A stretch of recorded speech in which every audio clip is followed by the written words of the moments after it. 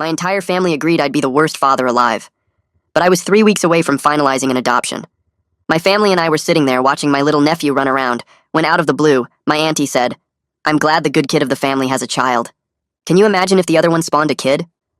Everyone giggled, making obvious side glances at me. "God, can you imagine?" my dad said. "That kid would need therapy before kindergarten." I set down my water and announced proudly, "Actually, I'm in the process of adopting a child." The entire table went silent. Then they started laughing even harder. "You're adopting?" My brother Julio nearly spit out his drink. "You don't even have a wife, man. You couldn't hold down a relationship in high school, college, or now." My mom shook her head. "Honey, you can't even keep a plant alive." "How are you going to raise a human being?" she snorted. "Remember when your hamster ran away?" My uncle added, "That animal literally chose to die in the walls rather than stay with you." But none of those things were true. It was Julio who had destroyed the plant by pouring Sprite instead of water, and it was him who took my hamster and blamed it on me. My uncle leaned back in his chair. "Adrian, you can barely take care of yourself. Your apartment's a mess. You eat takeout every night, and you're always forgetting to pay your bills on time. That's not father material. That's a death sentence for the kid." The entire table roared into laughter again, but that only made me more determined. Over the next 6 months, I worked overtime to earn that promotion at work. Better job, better stability, better future for my son. Yeah, my son. 7-year-old Isaac, who'd been bouncing through foster care since he was 3. I made sure our apartment was clean and safe, cabinets filled with food and snacks. I learned to cook meals, take him out to all the places I'd wanted to go as a kid. I showed up to every supervised visit, every meeting, every appointment, even watched parenting videos on YouTube. But it wasn't easy. The first week Isaac moved in, I burned dinner 3 times and he cried himself to sleep asking for his old foster mom. When he got sick with the flu, I panicked so hard I called the nurse hotline 4 times in one night. I forgot about picture day, sent him to school in mismatched socks more times than I can count, and once accidentally used fabric softener instead of detergent for his clothes.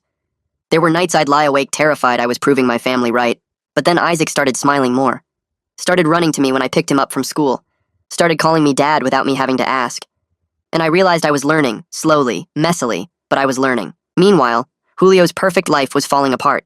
His wife had caught him cheating with a babysitter, and they went through an ugly public divorce. His son started getting suspended from school for fighting. But still, my family never joked about Julio being a terrible father. They rallied around him, supported him, told him it'd all work out. 3 months after the adoption was finalized, I received a call from school from his teacher, who boasted about how well-adjusted Isaac was and how much he constantly spoke about me. "You're clearly doing an amazing job," she said warmly. We started talking about more than just Isaac and quickly exchanged numbers, and for the first time, I had someone I really wanted to commit to, someone I knew who would be good to Isaac. But just as things started going great, on Isaac's 8th birthday party, something completely unexpected happened. My whole family came to see the mess, only to find a happy little family that they all said would never happen. None of them could look me in the eye until my brother Julio stumbled in drunk and upset. He looked at me holding Isaac's hand while we cut the cake, and something in him just broke. "You think you're so perfect now?" he yelled. "Playing happy family? That kid's gonna end up just as messed up as you. You're gonna ruin him just like you ruin everything." The room went completely silent.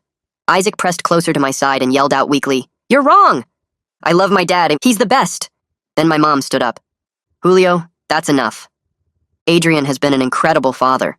My dad added awkwardly, "Better than I ever was, honestly."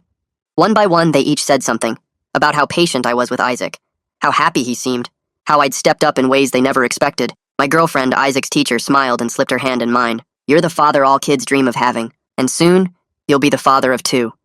She patted her stomach and smiled warmly. The entire family crowded around, giving their congratulations while my brother Julio stood there, turning more and more red. Then something in him snapped. He started laughing maniacally. "This is insane," he said, still laughing, his eyes wild. "You're all buying this? Adrian playing house with some random kid?" He stumbled forward, pointing at me. "I know what you did. I know your secrets. And if you think this little happy ending is real, you're all idiots." He looked right at Isaac and grinned. "Your dad's not who you think he is, kid." My girlfriend pulled Isaac close as Julio backed toward the door. "You'll see. You'll all see." The door slammed behind Julio, and nobody moved for a solid 10 seconds. My family just stood there staring at where he'd been, like they couldn't process what just happened. My mom opened her mouth, but nothing came out. My dad rubbed his face with both hands. I felt Isaac's small hand squeeze mine tighter, and that snapped me back to reality. I bent down and whispered that we should go open his presents in his room, away from all the grown-up stuff. He nodded, and we walked down the hallway while I heard my auntie start saying something about Julio needing help. My hands shook as I helped Isaac tear into the wrapping paper on his biggest gift. He pulled out a new bike, and his eyes went huge with excitement. But I could barely focus on his happy face because my brain kept spinning through everything Julio might know and everything he might tell people. I made myself smile and nod as Isaac showed me each new toy, but inside I was planning how to protect him from whatever bomb my brother was about to drop. After about an hour of opening presents and playing with new action figures, Isaac's eyes started getting heavy. I tucked him into bed surrounded by his new stuff, and he fell asleep almost instantly, probably worn out from all the party excitement and stress. I walked back to the kitchen where Kieran was cleaning up paper plates and plastic cups. She looked up at me and I could see the worry all over her face. We sat down at the kitchen table without saying anything for a minute. She reached across and took my hand. She asked me straight out if there was something from my past I hadn't told her about, something Julio could use against me. Her voice was steady, but I could hear the fear underneath it. I realized right then that I couldn't let Julio force this conversation, that I needed to be honest with her before he twisted everything into something worse. I took a deep breath and started talking. I told her about my early 20s when I'd struggled with drinking after dropping out of college the first time. I told her about the DUI I got when I was 23, how I'd kept it quiet for years because I was so ashamed. I explained the money problems I'd had back then, the credit cards I'd maxed out and couldn't pay, the debt collectors calling me for 2 straight years.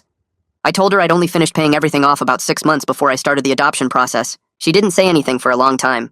She just sat there looking at her hands on the table. I felt like I might throw up waiting for her to respond. When she finally looked up at me, her eyes were wet, but she wasn't crying. She said she wished I'd trusted her enough to tell her sooner. She said she understood why I was scared to share it, but that hiding it made her wonder what else I might be keeping from her.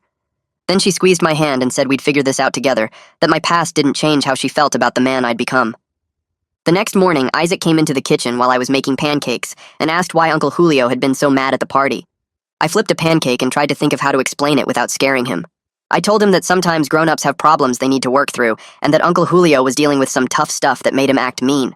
Isaac poured syrup on his pancakes and seemed to think about that for a second. He asked if Uncle Julio was mad at him, and I said no, absolutely not, that this was about grown-up things that had nothing to do with Isaac. He nodded and started eating, then started talking about his new bike and whether we could go to the park later. Just like that, he bounced back to being his normal, happy self. It reminded me that kids can handle way more than we think they can, as long as they feel safe and loved. We spent the rest of the morning at the park, and Isaac rode his new bike around the path about 50 times. That afternoon, my phone rang and I saw it was my mom calling. I almost didn't answer, but Kieran gave me a look that said I should. My mom's voice sounded different from usual, softer maybe. She said she wanted to apologize for Julio's behavior and ask if I was okay. I sat down on the couch because this was the first time in my entire life that my mom had actually checked on how I was feeling about something. She said she'd talked to Julio that morning and he was a mess, but that his problems weren't my responsibility. I told her I appreciated her calling and that I was handling things, but that Isaac had to be my priority right now. She said she understood and that she was proud of how I'd handled everything. We talked for maybe 10 more minutes about normal stuff like Isaac's new bike and the weather. When I hung up, Kieran asked if that went okay, and I said it went better than I expected. Later that evening, after Isaac went to bed, Kieran suggested we should meet with her dad to tell him about the pregnancy before Julio caused more drama. She said she wanted her family to hear the important news directly from us, instead of through some twisted version my brother might spread around. I felt my stomach drop because meeting her dad under these circumstances wasn't exactly ideal.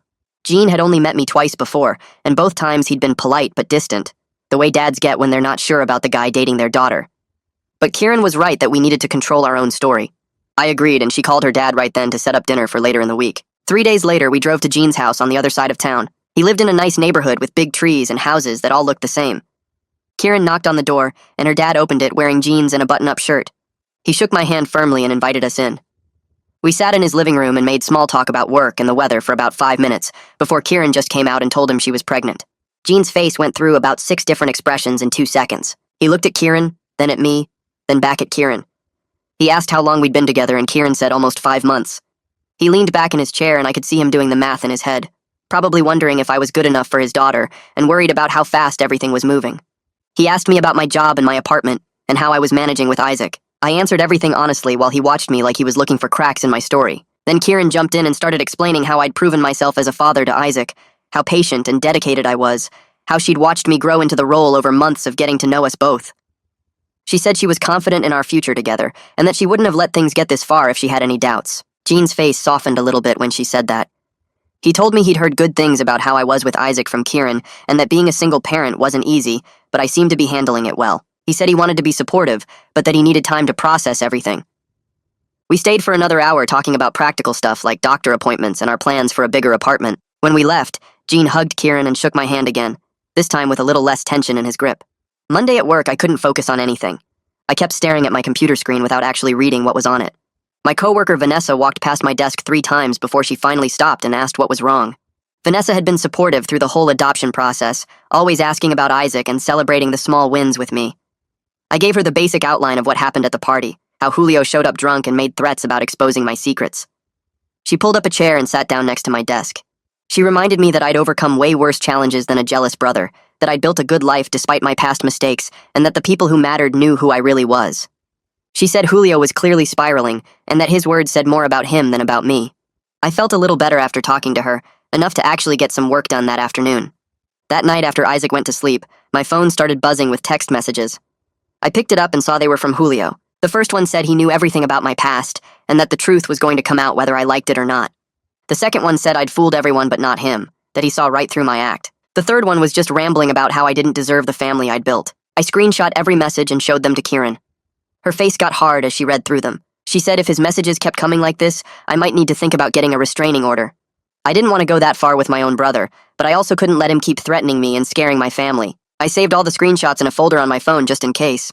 2 days later, Isaac's school counselor called and asked if I could come in for a meeting. My first thought was that something was wrong, but she said it was just a check-in about how Isaac was handling the news about becoming a big brother. I scheduled it for the next afternoon and showed up 15 minutes early because I'm always paranoid about being late to anything involving Isaac's school. The counselor was a nice woman in her 40s who'd worked with Isaac a few times before. She said she wanted to touch base about the family changes, since those could sometimes affect kids in unexpected ways. Then she smiled and said Isaac seemed really excited about the baby, that he'd been talking about it positively to his classmates and asking questions about what big brothers do. She said he seemed secure and happy, which was exactly what she liked to see in situations like this. I left that meeting feeling better than I had in days, knowing that despite all the drama with Julio, Isaac was okay. That Thursday night, my phone buzzed with an incoming call from a number I almost didn't recognize because my dad never called me. I stared at the screen for 3 rings before answering, already bracing myself for whatever family drama was coming next. He asked if I wanted to meet for coffee on Saturday morning, just the 2 of us, which had literally never happened in my entire life. My first instinct was to say no and protect myself from whatever lecture or criticism he had planned, but something in his voice sounded different. I told him I could meet him at the diner near his house around 10, then spent the next 2 days wondering what he wanted and whether this was some kind of trap. Saturday morning, I showed up 15 minutes early because I'm always paranoid about being late, and I sat in my car watching the diner entrance until I saw my dad's truck pull into the parking lot. He looked older than I remembered as he walked toward the door, his shoulders a little more hunched than they used to be. Inside the diner, we took a booth by the window and ordered coffee, both of us avoiding eye contact while the waitress filled our cups. My dad cleared his throat 3 times before he finally started talking, admitting he'd been too hard on me growing up, and that he'd spent years projecting his own failures onto me instead of supporting me. He said watching me with Isaac at the birthday party made him realize what real fatherhood actually looked like, and it forced him to confront how badly he'd messed up with both me and Julio. I sat there frozen with my coffee cup halfway to my mouth, not knowing how to process what I was hearing. He kept going, saying he wanted to try building a better relationship if I was willing to give him that chance, and his eyes were actually wet, like he might cry. I didn't know what to say at first because this was the man who'd spent my entire childhood telling me I'd never amount to anything, and now he was sitting across from me apologizing. Eventually, I told him I appreciated the apology, and I was willing to take things slowly, 1 step at a time. We agreed to start with monthly lunches where we could get to know each other as adults, instead of falling back into the same broken patterns from my childhood. The conversation felt awkward and uncomfortable, but also kind of necessary, like lancing an infected wound that had been festering for decades. We finished our coffee and went our separate ways, and I drove home feeling weird and off balance, but maybe a little bit hopeful. Tuesday night the following week, I was helping Isaac with his homework at the kitchen table when someone started pounding on my apartment door. The banging was so loud and aggressive that Isaac jumped in his chair and looked at me with scared eyes. I recognized Julio's voice immediately as he started yelling from the hallway about how I was a fraud and everyone was going to find out the truth. I told Isaac to go to his room and put on his headphones, then I locked his door from the outside before calling the police. Julio kept pounding and screaming while I stayed on the line with the dispatcher, and I could hear other neighbors opening their doors to see what was happening. I called Kieran next and she stayed on the phone with me, her voice calm and steady, while Julio's yelling got more and more incoherent. The police arrived within 10 minutes and I heard them in the hallway telling Julio to calm down and step away from my door. He started arguing with them, his words slurred and angry, and then I heard the sound of handcuffs clicking. One of the officers knocked and identified himself, so I opened the door to find Julio being led away in restraints, his face red and his eyes unfocused. The officer took my statement about the harassment and the threatening texts, then informed me that Julio was arrested for public intoxication and disturbing the peace. He suggested strongly that I should consider filing for a restraining order, given how Julio's behavior was escalating and becoming more threatening. After they left, I unlocked Isaac's room and found him curled up on his bed with his headphones still on, and it took me 20 minutes to convince him that everything was okay and he was safe. The next morning, I took off work and spent hours at the courthouse gathering all the documentation I needed for the restraining order filing. I printed out every threatening text message Julio had sent, wrote a detailed timeline of his increasingly unstable behavior, and attached the police report from the apartment incident. The clerk at the family court window walked me through the paperwork and scheduled a hearing date for 2 weeks out. My hands shook while I filled out the forms because this felt like such a huge step to take against my own brother, but I kept thinking about Isaac's scared face and knew I had to protect him. I submitted everything and got a temporary order that would be in effect until the hearing, which meant Julio legally had to stay away from me and my family. Walking out of the courthouse, I felt exhausted and sad, but also relieved that I was finally taking action, instead of just hoping Julio would get better on his own. That afternoon, my mom called with her voice thick from crying, saying she'd heard about Julio's arrest and didn't know what to do or how to help either of us. She kept saying she was torn between her two sons and felt like she was losing both of us to this conflict. I told her as gently as I could that Julio needed professional help that I couldn't provide, and that my first priority had to be protecting Isaac from his instability. She cried harder and asked if there was any way to fix this without courts and restraining orders, but I stood firm.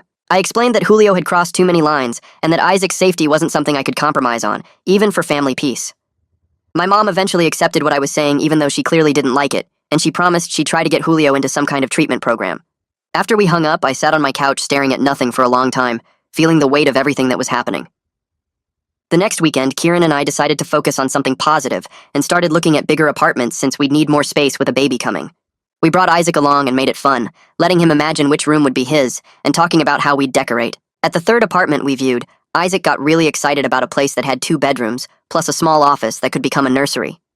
He started planning out loud about what color we should paint the baby's room and asking if he could help pick out furniture for his future sibling.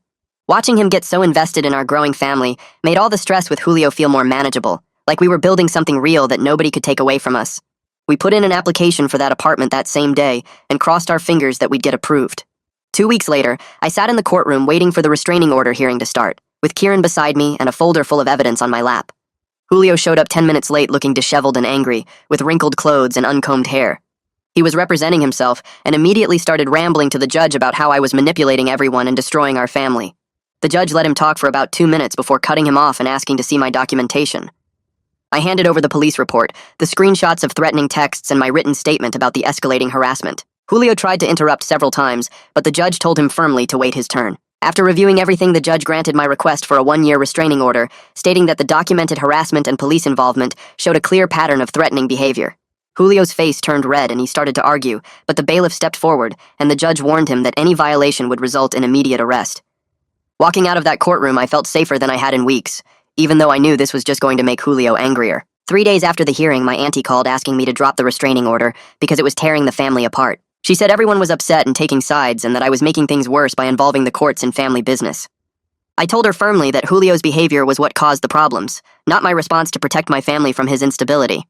She pushed back, saying I was being too harsh and that Julio just needed time and support, but I refused to back down. I explained that Isaac had nightmares after the apartment incident and that his sense of safety mattered more than keeping family peace. My auntie went quiet for a minute, then said she understood even though she clearly wasn't happy with my answer, and she hung up without saying goodbye. I knew this meant more family drama was coming, but I didn't care anymore because Isaac's well-being was the only thing that mattered. The following week, I had my scheduled post-adoption check-in with Isaac's social worker, and I decided to be completely transparent about everything happening. I disclosed the whole situation with Julio, including the restraining order and the apartment incident, and I also told her about my past DUI from my early 20s that I'd kept quiet about for years. She listened carefully and took notes, then surprised me by saying my transparency showed good judgment and responsibility. She pointed out that I'd been sober for years, that I'd built a stable life, and that my immediate action to protect Isaac from Julio demonstrated exactly the kind of parenting instincts she liked to see. She noted everything in her file and said there were no concerns about Isaac's placement, which made me feel like I could finally breathe again. Walking out of that meeting, I realized that being honest about my past and my current struggles was actually making me a better parent, not a worse one. 2 weeks later, Kieran and I sat in the waiting room at the women's health clinic for her first ultrasound appointment. Isaac was at the school and I kept checking my watch even though we had plenty of time. The nurse called Kieran's name, and we followed her back to a small, dim room with an ultrasound machine. Kieran lay back on the exam table and lifted her shirt while the technician squirted cold gel on her stomach. The screen flickered to life, and suddenly there it was, this tiny flickering blob that was our baby. The technician pointed out the heartbeat and measured different parts while typing notes. I stared at that screen thinking about how a year ago, my family laughed at the idea of me being a father. Kieran reached over and squeezed my hand without looking away from the monitor. She leaned close and whispered that she was proud of me. My eyes got wet and I had to blink a few times because I didn't want to cry in front of the technician. We left with printouts of the ultrasound images, and I tucked them carefully in my wallet. The following Saturday, Gene Mercer called and asked if I wanted to go to a baseball game with him, just the two of us. I said yes, even though it felt like some kind of test. We met at the stadium and found our seats in the upper deck. Gene bought us hot dogs and beer, though I stuck with soda. For the first few innings, we just watched the game and made small talk about the players. Then during the 7th inning stretch, he asked about my job. I told him about the promotion I'd earned and how the stability helped during the adoption process. He nodded and asked what my plans were for the future. I explained I wanted to provide for Kieran and both kids, maybe eventually buy a house with a yard. He asked direct questions about my commitment to his daughter and whether I understood what I was taking on. I met his eyes and told him I'd never been more sure about anything in my life. By the 9th inning, he seemed more relaxed. He clapped me on the shoulder when our team scored and said he was glad Kieran found someone solid. We walked back to the parking lot, and he shook my hand firmly before we drove off in separate directions. That Tuesday evening, I was scrolling through Facebook when I got a message request from someone named Maria Torres.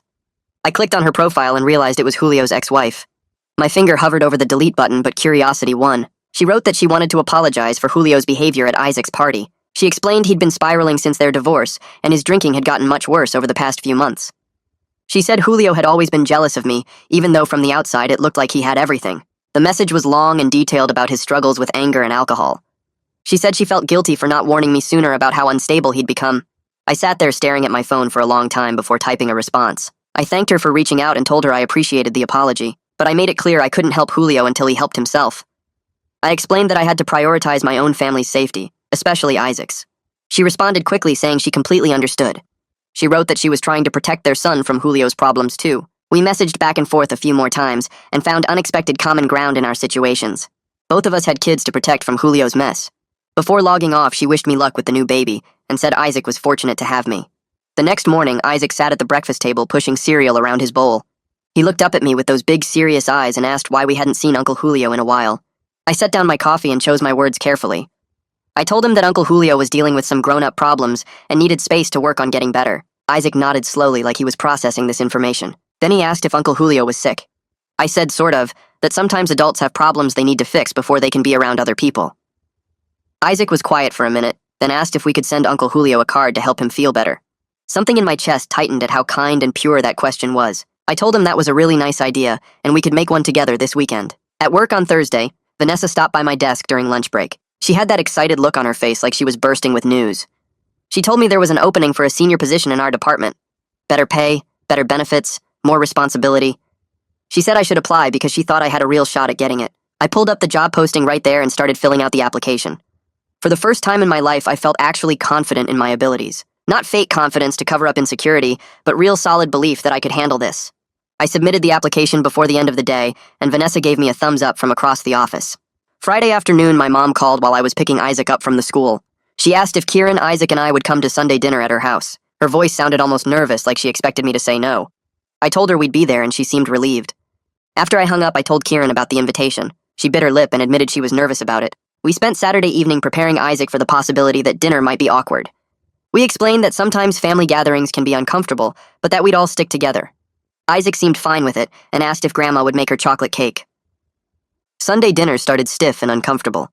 We sat around the dining room table and everyone was extra polite in that forced way. My mom passed dishes and asked Kieran questions about her teaching career. What grade did she teach? How long had she been at that school? What made her want to become a teacher? Kieran answered everything with grace, even though I could tell she was nervous. My mom actually listened to the answers instead of just waiting to talk. She asked follow-up questions about Kieran's pregnancy and whether she planned to keep teaching after the baby came. Meanwhile, my dad pulled out an old board game and sat on the floor with Isaac. I watched them play together and saw hints of what kind of grandfather he could be if we could move past all our history. Isaac laughed when my dad made a silly move and my dad ruffled his hair. The whole scene felt surreal compared to that first family dinner where they'd mocked me. After we finished eating, my uncle pulled me aside into the hallway. He looked uncomfortable and kept clearing his throat. Finally, he said he wanted to apologize for the cruel jokes he'd made at that first family gathering. He admitted he'd just been following the family's pattern of making me the scapegoat without thinking about the real harm it caused. He said watching me with Isaac made him realize how wrong they'd all been. I stood there looking at him and felt the weight of all those years of being the family joke. I told him I accepted his apology, but that it would take time to rebuild trust. He nodded and said he understood, and that he'd work on earning it back. Wednesday afternoon, my phone rang while I was in a meeting at work. I saw it was Isaac's school and stepped out to answer. The principal's voice was tense and professional. She said there was a situation and I needed to come to the school immediately. My stomach dropped and I grabbed my keys and ran. I drove there, breaking probably every speed limit. When I pulled into the parking lot, there were 2 police cars parked near the entrance. I ran inside and found Isaac sitting in the counselor's office looking small and scared. The principal explained that teachers had spotted Julio acting strange in the parking lot during pickup time. He'd been pacing and yelling and trying to get close to the building. They'd initiated a lockdown and called the police. Officers arrived and arrested him for violating the restraining order. Isaac was safe the whole time, but he'd heard the lockdown announcement and got scared. I knelt down and hugged Isaac tight while rage burned in my chest. Julio's problems had now touched my son's sense of security at his own school, the one place that should always feel safe for him. I thanked the counselor and principal for protecting Isaac. Then I carried him out to the car and drove home, my hands shaking on the steering wheel the entire way. That night, Isaac asked me 3 times if the doors were locked, and twice if someone could get into his window. I checked everything in front of him and sat on the edge of his bed until he fell asleep. My phone buzzed around midnight with a text from my mom asking me to call her as soon as possible. I stepped into the hallway and dialed her number. She told me Julio had been arrested at the school and taken to the county jail. The judge set his bail at $15,000 this time, instead of the original $5,000. She said he also ordered Julio to get evaluated for substance abuse before any future hearings. Then she asked if I could help pay the bail money because she and my dad didn't have that much available right now. I told her no. She went quiet for a long moment before asking me to reconsider, because Julio was still my brother, and he needed family support. I explained that giving him money to avoid consequences wouldn't help him get better. She started crying and said I was being cruel, and that Julio was going through a hard time. I stayed firm and told her that protecting Isaac was my first priority, and that Julio needed to face what he'd done. She hung up on me. Isaac woke up screaming that first night. I ran to his room and found him sitting up in bed with tears running down his face. He said he dreamed that Uncle Julio broke into the school and took him away. I sat next to him and turned on his nightlight and told him that would never happen, because the school had good security, and I would always protect him. He asked if Uncle Julio was mad at him. I promised him that Julio's problems had nothing to do with him, and that none of this was his fault. We sat there for an hour while I rubbed his back and told him stories about funny things that happened when I was his age. He finally fell back asleep around 3 in the morning. The same thing happened the next night and the night after that. Each time he woke up scared, and each time I stayed with him until he felt safe enough to sleep again. Kieran came over on the 4th night and found me exhausted on the couch after getting Isaac back to sleep. She sat down and put her hand on my arm. She suggested we start family therapy to help Isaac process everything that had been happening. I agreed immediately because I could see the fear in Isaac's eyes was getting worse instead of better. The family therapist's office had comfortable chairs and toys in the corner for younger kids. Isaac sat between me and Kieran during our first session, while the therapist asked him about school and his friends and his favorite things to do. Then she gently asked about the scary thing that happened at the school. Isaac looked down at his hands and said he heard the lockdown alarm and got really scared. The therapist nodded and asked what made him scared. He said he worried that someone bad was trying to hurt people. She asked if he knew who the person was, and he shook his head, even though I knew he probably figured it out. We went back every week after that. The therapist taught Isaac some breathing exercises to use when he felt scared. She also taught me better ways to reassure him without accidentally making his fears bigger.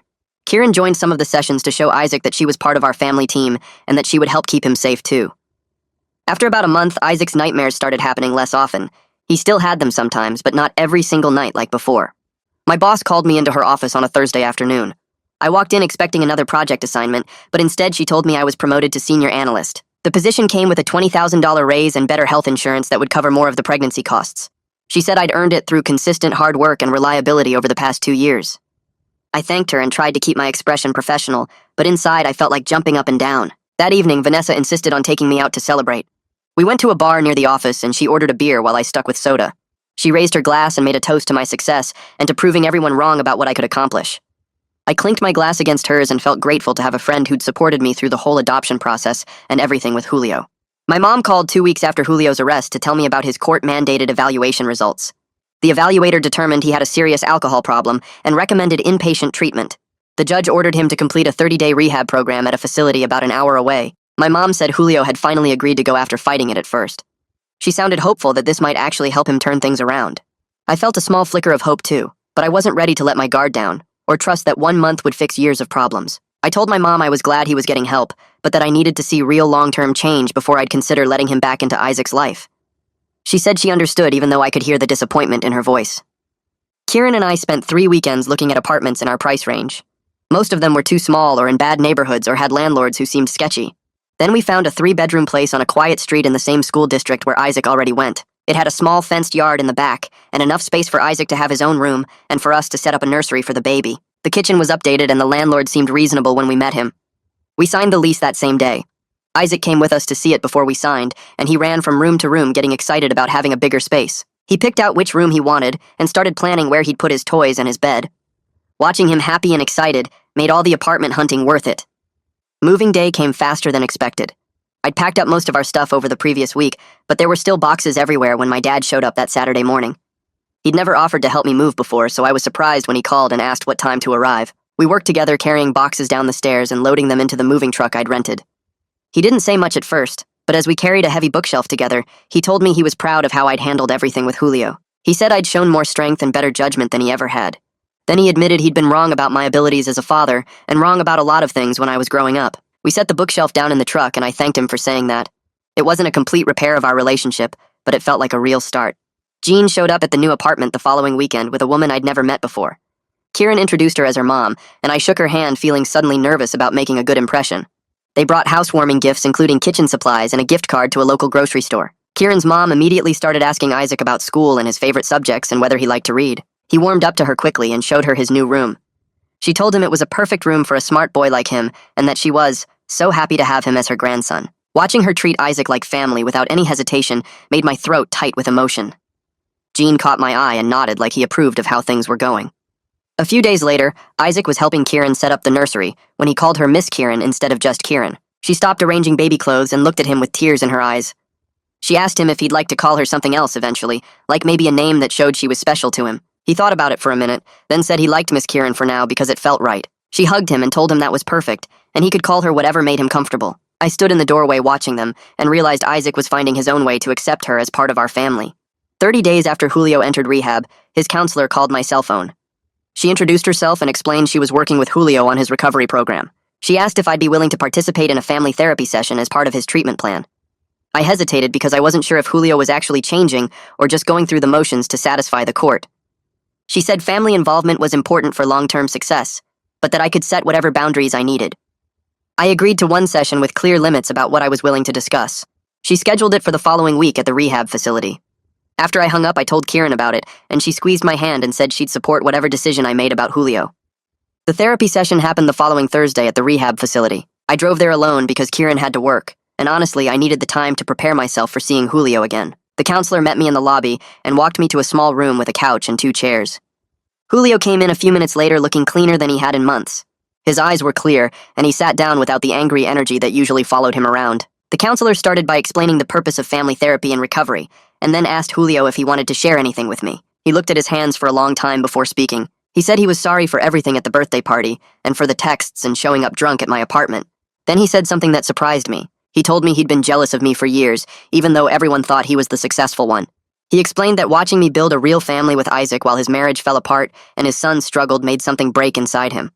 He said it wasn't fair that the screw-up brother got to have the happy ending while the golden child lost everything. The counselor asked him to explain what he meant by that. Julio talked about how he always felt pressure to be perfect and how he resented that I seemed free from those expectations, even if it meant being the family joke.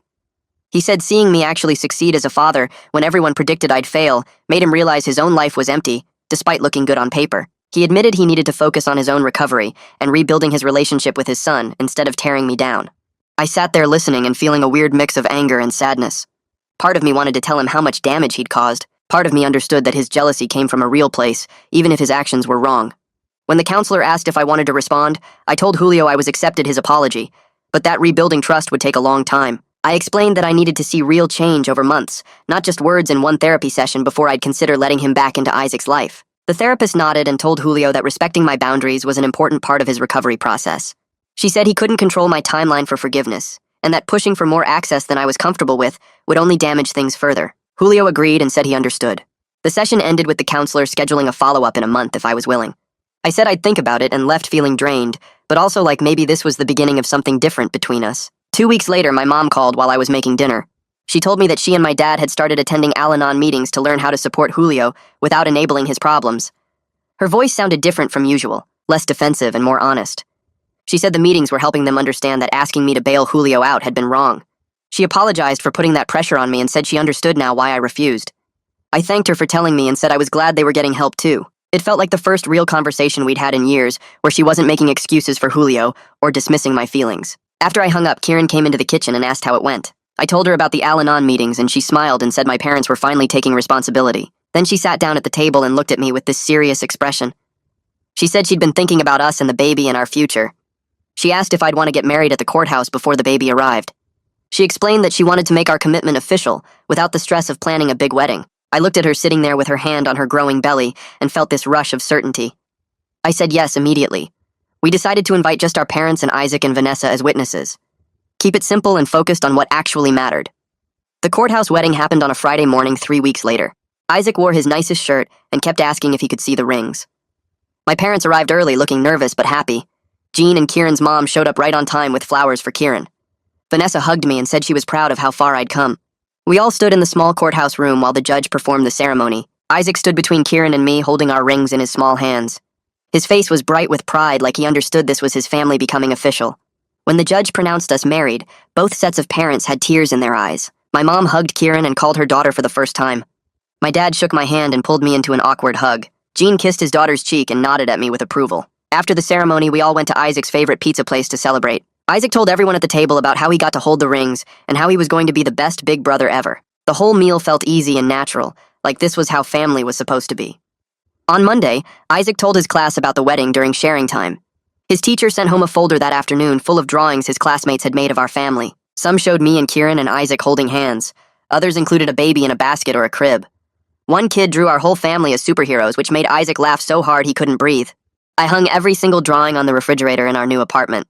Looking at them made me think about how much community support we'd built without even trying. These kids knew Isaac's story and they celebrated our family anyway. A card arrived in the mail the following week with Julio's handwriting on the envelope. Inside was a simple congratulations message about the marriage. The note said he hoped to earn his way back into the family someday if I was ever willing. The words sounded genuine without any of his usual anger or sarcasm. I showed it to Kieran and we talked about how to respond. We decided to send a brief thank you note back. Nothing that made promises, but also nothing that completely closed the door. Just acknowledgement that we received his card and appreciated the sentiment. My auntie called 2 weeks later asking if she could host a small gathering to celebrate our marriage properly. I was hesitant at first, remembering that awful dinner where they all mocked me. But Kieran encouraged me to give them a chance to do better. The gathering happened on a Saturday afternoon at my auntie's house. The atmosphere was completely different from that first dinner. People asked real questions about my job and my life with Isaac. They complimented my parenting instead of making jokes. My uncle apologized again for his cruel comments about the hamster. My auntie made sure Kieran felt welcomed and included in every conversation. They asked about her teaching and her pregnancy with genuine interest. Isaac ran around playing with my nephew, and everyone commented on how happy and well-adjusted he seemed. My mom and dad sat together looking more relaxed than I'd seen them in months. It felt like the family was finally seeing me as an actual person instead of their designated failure. Jean pulled me aside near the end of the gathering. We stood in my auntie's backyard while kids played on the swing set. He told me he was wrong to doubt me when we first met. He said he could see now that I was exactly the kind of man his daughter and grandson deserved. He officially welcomed me into their family and said he was excited to meet his new grandchild in a few months. His acceptance meant more than I expected it to. Having Kieran's dad on my side felt like proof that I'd really become someone worth respecting. Isaac's school held a father-son event the next month. We showed up together and Isaac immediately started introducing me to his friends as his dad. No hesitation or awkwardness, just pure pride in his voice. Other parents came up to talk to me throughout the event. Some of them knew our adoption story from the school newsletters or from their kids. They complimented my dedication to Isaac and said nice things about how happy he always seemed. One dad told me he admired how I'd stepped up when Isaac needed someone. Another said his own son looked up to Isaac and wanted to be adopted too, which made me laugh. Standing there watching Isaac play games with his friends, I realized something important. I'd stopped feeling like I needed to prove myself to anyone except Isaac. My family's opinion didn't matter as much anymore. Julio's jealousy couldn't touch what I'd built. All that mattered was that Isaac felt loved and secure, and that our family was real regardless of what anyone else thought. 3 weeks before Kieran's due date, I woke up on a Saturday morning to her shaking my shoulder. She was having contractions 5 minutes apart, and her water had broken an hour ago. I jumped out of bed and started throwing things into the hospital bag we'd packed weeks earlier. Isaac appeared in the doorway, rubbing his eyes and asking what was happening. I told him the baby was coming early, and we needed to get him to Grandma and Grandpa's house right away. He got excited and started bouncing around asking if he could meet his sister today. I called my parents while helping Kieran to the car. My mom answered on the second ring and said to bring Isaac over immediately, that she'd have breakfast ready for him. The drive to my parents' house took 15 minutes, and I kept glancing at Kieran, who was breathing through contractions and timing them on her phone. Isaac sat in the back asking a million questions about whether the baby would be tiny and if she'd know who he was right away. When we pulled up to my parents' house, my mom was already waiting at the door. She took Isaac's hand and told me to go, that she'd take good care of him. Then she looked at me and said something I'd never heard before. She called me son with real warmth in her voice and told me to focus on Kieran and the baby, that everything would be okay. I felt something shift in my chest, but didn't have time to process it. I got back in the car and drove to the hospital with Kieran gripping my hand during every contraction. The labor lasted 12 hours. Kieran squeezed my hand so hard I thought she might break bones. The nurses came in and out checking her progress. I fed her ice chips and helped her walk around the room when she needed to move. Around hour 10, she started crying and saying she couldn't do it anymore. I stayed right next to her and reminded her how strong she was. Finally, the doctor said it was time to push. 30 minutes later, I heard a cry that changed everything. The nurse placed this tiny wrinkled baby on Kieran's chest. Our daughter Lily weighed 6 pounds and had a full head of dark hair. When I held her for the first time, my hands were shaking. She was so small and perfect and mine. The nurse who'd been helping with the delivery smiled and said I seemed like a natural with newborns. Kieran laughed even though she was exhausted and said I'd had plenty of practice being a dad already. I couldn't stop staring at Lily's face and thinking about how different my life looked now compared to a year ago. My parents brought Isaac to the hospital that afternoon to meet his baby sister. He walked into the room holding my mom's hand, and his eyes went wide when he saw the baby. I sat him in the chair next to Kieran's bed and carefully placed Lily in his arms while supporting her head. He stared at her with this amazed expression and asked why she was so small. Kieran explained that all babies start out tiny and grow bigger every day. Isaac wanted to know when she'd be able to play with him and if she knew he was her big brother. He asked about 10 more questions in rapid fire while gently touching Lily's tiny fingers. My dad stood back taking photos on his phone. I pulled out my own phone and captured the moment with Isaac holding Lily and smiling bigger than I'd ever seen. Looking at that photo later, I knew this was when our family became complete. Not when I adopted Isaac or when Kieran and I got married, but right here with both my kids together for the first time. We brought Lily home 3 days later and immediately fell into the chaos of newborn life. She woke up every 2 hours wanting to eat. Kieran and I took turns getting up at night, stumbling around the dark apartment half asleep. Isaac surprised us by being incredibly helpful. He'd fetch clean diapers without being asked and bring Kieran water while she fed the baby. When Lily cried, he'd sing the songs I used to sing to him when he first moved in. Sometimes I'd find him just standing next to her bassinet watching her sleep. Kieran and I were exhausted beyond anything I'd experienced before, but we worked together like a real team. She'd handle feeding while I changed diapers.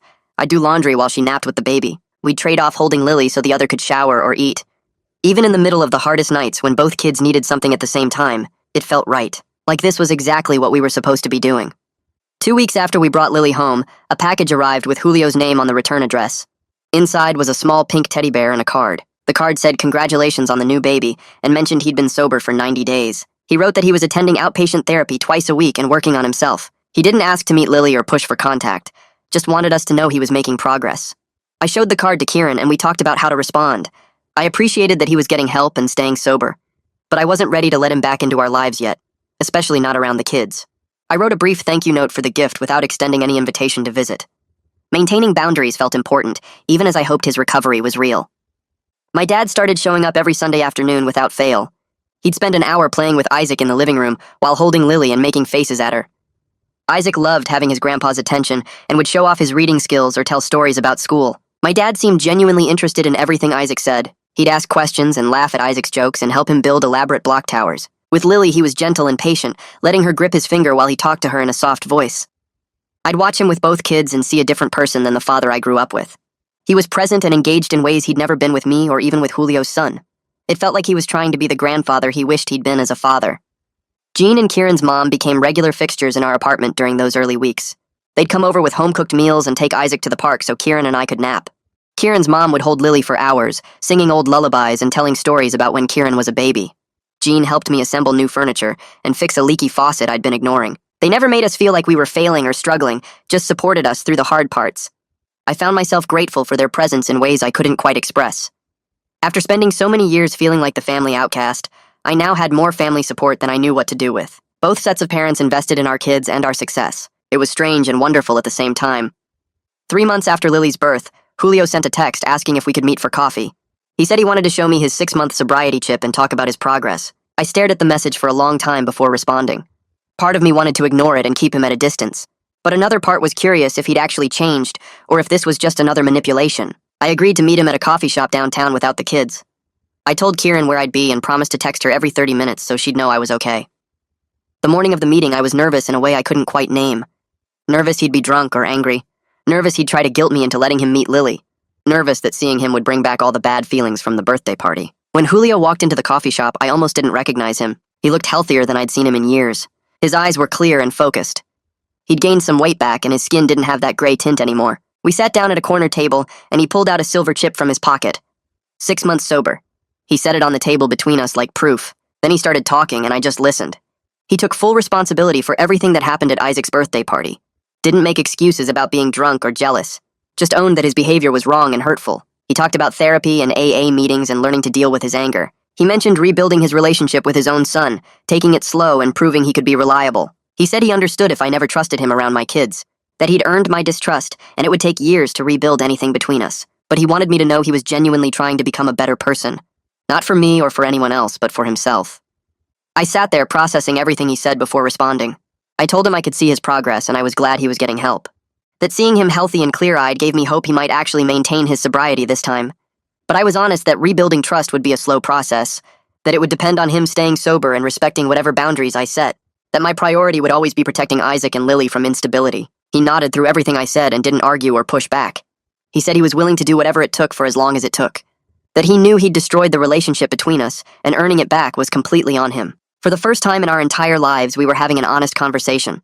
No competition or resentment or family dynamics getting in the way, just two brothers trying to figure out if there was anything left to salvage between them. 6 months later, Thanksgiving at my parents' house felt like walking into a different universe. I carried Lily in her car seat while Isaac held Kieran's hand, and when we walked through the door, my mom actually hugged me first instead of making some joke. My dad took the car seat from me and cooed at Lily, calling her his granddaughter without any awkwardness. The table was set with actual place cards, and mine wasn't shoved at the end anymore. I sat between Kieran and Isaac, right in the middle of everything. Julio showed up an hour later, sober and carrying a pie he'd baked himself. He stayed quiet mostly, helping in the kitchen and playing with Isaac when asked, but never pushing. When my auntie started telling stories about family holidays, she included me in the good memories instead of making me the punchline. My uncle asked about my job and seemed genuinely interested in my answer. During dinner, my mom kept passing me dishes first and asking if Isaac needed anything. It was small stuff, but it mattered. Julio caught my eye once across the table and gave me a small nod, and I nodded back. After we ate, my dad suggested taking a family photo, and for the first time ever, he made sure I was in the center holding Lily with Isaac pressed against my side. When we left that night, my mom hugged me again and whispered that she was proud of me, and I actually believed her. 2 weeks later, I sat in the school parking lot reading Isaac's progress report from his 3rd grade teacher. She'd written a full page about how kind he was to other students, how he helped kids who were struggling, and how he talked about his family with so much love and pride. At the bottom, she'd added a personal note saying Isaac was one of the most emotionally healthy students she'd taught in 15 years, and she credited the stable home environment we'd created. I showed it to Kieran that night after Isaac went to bed, and we both sat there on the couch just staring at it. All those early days of burnt dinners and mismatched socks and panic phone calls to nurse hotlines had led to this. A happy, healthy kid who felt safe and loved enough to be kind to others. Kieran squeezed my hand and said we'd done good, and I finally let myself believe it. My parents started coming over every Sunday after that, bringing groceries and staying to help with whatever we needed. My mom would hold Lily while I helped Isaac with homework, and my dad would fix things around the apartment without me asking. They asked Kieran about her lesson plans and her students, treating her like she'd always been part of the family. It wasn't perfect. Sometimes my mom would say something that reminded me of the old days, or my dad would make a joke that landed wrong. But they were trying, really trying, and that was more than I'd ever expected. We'd never erased the years of them treating me like the family joke, but we'd found a way to move forward that felt workable. They were becoming the grandparents Isaac and Lily deserved, even if they'd never be the parents I'd needed growing up. 4 months after that Thanksgiving, Julio asked if he could see Isaac and Lily at my parents' house with everyone there. I agreed but stayed the whole time, watching how he interacted with them. He was patient with Isaac's questions and gentle when holding Lily. He didn't try to be their favorite uncle or compete for their attention.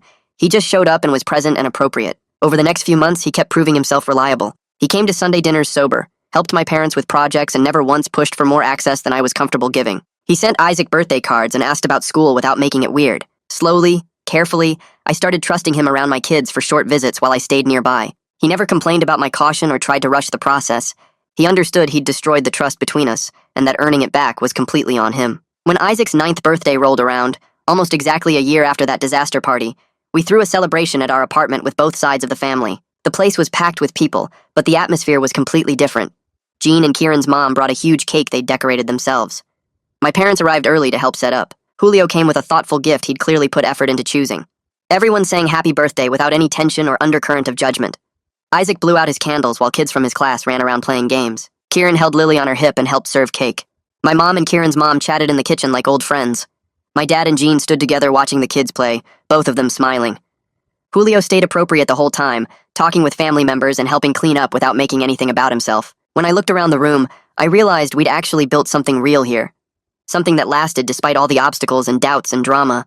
Late that night after everyone left and Isaac finally crashed from his sugar high, I stood in the doorway of his room watching him sleep. Kieran came up behind me with Lily drowsy in her arms, and we just stood there looking at our family.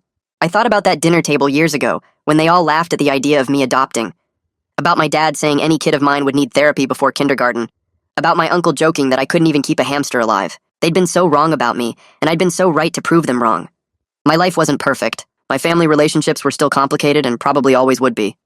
But I'd built exactly the kind of loving home I'd always dreamed of. Isaac was happy and healthy and kind. Lily was growing up surrounded by people who loved her. Kieran and I were partners in every sense of the word. My parents were trying to be better. Julio was working on himself.